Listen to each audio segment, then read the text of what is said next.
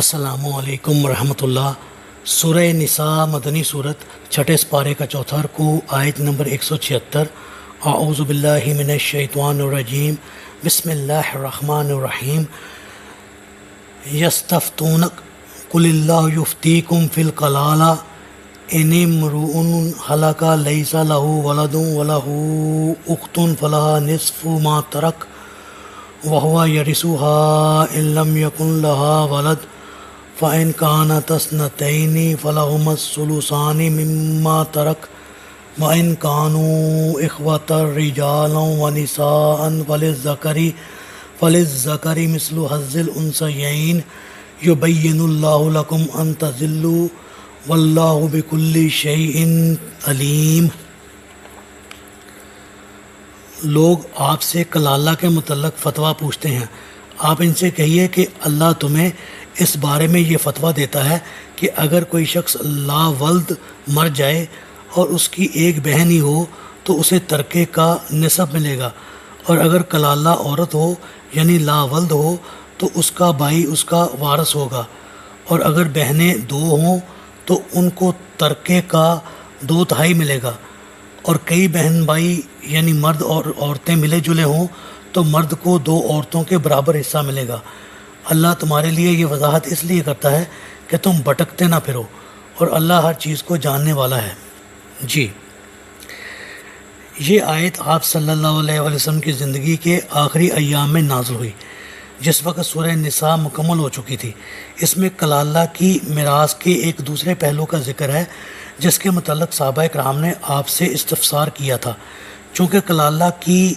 میراث کا حکم اسی صورت کی آیت نمبر 12 میں مذکور ہے، اور باقی احکام میراث بھی اسی صورت کی آیت نمبر 11-12 میں بیان ہوئے ہیں، اس لیے اس آیت کو بھی بطور تتمہ اسی صورت کے آخر میں شامل کیا گیا ہے۔ واضح رہے کہ کسی بھی صورت کی آیات کو نبی صلی اللہ علیہ وسلم وحی الہی کی روشنی میں اپنے مناسب مقام پر رکھا کرتے تھے۔ اولاد 3 قسم کی ہوتی ہے۔ نمبر 1 عینی یا حقیقی یا سگے بہن بھائی جن کے ماں اور باپ ایک ہوں۔ نمبر 2 الاتی یا ستیلے جن کا باپ تو ایک ہوں اور مائیں الگ الگ ہوں۔ نمبر 3 اخیافی یا ماں جائے جن کی ماں ایک ہو اور باپ الگ الگ ہوں۔ اسی صورت کی آیت نمبر 12 میں جو کلالہ کی میراث کے احکام بیان ہوئے تھے وہ اخیافی بہن بھائیوں سے تعلق رکھتے ہیں، اور جو اس آیت نمبر 176 میں بیان ہو رہے ہیں یہ حقیقی یا ستیلے بہن بھائیوں سے تعلق رکھتے ہیں۔ کلالہ کی میراث کی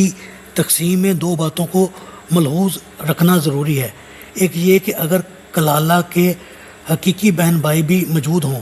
اور ستیلے بھی، تو حقیقی بہن بھائیوں کی موجودگی میں ستیلے محروم رہیں گے، اور اگر حقیقی نہ ہوں تو پھر ستیلوں میں جائیداد تقسیم ہوگی۔ اور دوسرے یہ کہ کلالہ کے بہن بھائیوں میں تقسیم میراث کی بالکل وہی صورت ہوگی جو اولاد کی صورت میں ہوتی ہے، یعنی اگر صرف ایک بہن ہو تو اس کو آدھا حصہ ملے گا، 2 ہوں یا 2 سے زیادہ بہنیں ہوں تو ان کو 2/3 ملے گا، اور اگر صرف بھائی ہی ہو تو تمام ترکے کا واحد وارث ہوگا، اور اگر بہن بھائی ملے جلے ہوں تو ان میں سے ہر مرد کو 2 حصے اور ہر عورت کو 1 حصہ ملے گا۔ کلالہ اس مرد یا عورت کو کہتے ہیں جس کی نہ تو اولاد ہو اور نہ ماں باپ، بلکہ آبا کی جانب میں کوئی رشتہ دار موجود نہ ہو۔ اب کلالہ کی بھی 2 صورتیں ہیں، ایک یہ کہ عورت ہو اور اس کا خامند بھی موجود نہ ہو، یا مرد ہو اور اس کی بیوی بھی نہ ہو، اور دوسری یہ کہ میت مرد ہو اور اس کی بیوی موجود ہو، یا میت عورت ہو تو اس کا خامند موجود ہو۔ دوسری صورت میں زوجین بھی وراثت میں مقررہ حصہ کے حقدار ہوں گے۔ مثلا کلالہ عورت ہے جس کا خامند موجود ہے اور اس کی ایک بہن بھی زندہ ہے، تو آدھا حصہ خامند کو اور آدھا بہن کو مل جائے گا، اور اگر بہنیں 2 یا 2 سے زیادہ ہوں تو پھر اول کے طریقے پر کل جائیداد کے 6 کی بجائے 7 حصے کر کے 3 حصے خامند کو اور 4 حصے بہنوں کو مل جائیں گے، اور اگر بہن بھائی ملے جلے ہوں تو حسب قاعدہ للذکری مثل حظ الانثیین آدھی میراث ان میں تقسیم ہوگی۔ اب سوال یہ ہے کہ اگر پہلی صورت ہو یعنی کلالہ عورت کا خامن بھی نہ ہو یا مرد کی بیوی بھی نہ ہو، اور اس کی صرف ایک بہن ہو تو آدھا تو اس کو مل گیا، باقی آدھا کسے ملے گا؟ تو اس کا جواب یہ ہے کہ وہ آدھا رد کے طور پر بہن کو بھی دیا جا سکتا ہے،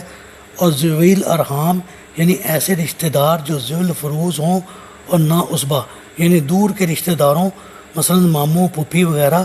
یا ان کی اولاد موجود ہو تو انہیں ملے گا، اور اگر وہ بھی نہ ہو تو بقایا آدھا حصہ بیت المال میں جمع کرایا جا سکتا ہے، اور ایسے حالات شاذ و نادر ہی پیش آتے ہیں۔ صحابہ کرام کو کلالہ کی میراث کی تقسیم کے بعض پہلوؤں میں جو پریشانی ہوئی تھی اس کا حل اللہ تعالیٰ نے بتا دیا ہے، لہٰذا اب تمہیں پریشان ہونے کی ضرورت نہیں۔ ضمناً اس سے یہ بھی معلوم ہوتا ہے کہ جب صحابہ کرام آپ صلی اللہ علیہ وآلہ وسلم سے کوئی مسئلہ پوچھتے تو آپ از خود اس کا جواب دینے کی بجائے وحی الہی کا انتظار کرتے رہتے تھے۔ الحمدللہ یہاں ہماری سورہ نساء مکمل ہوئی۔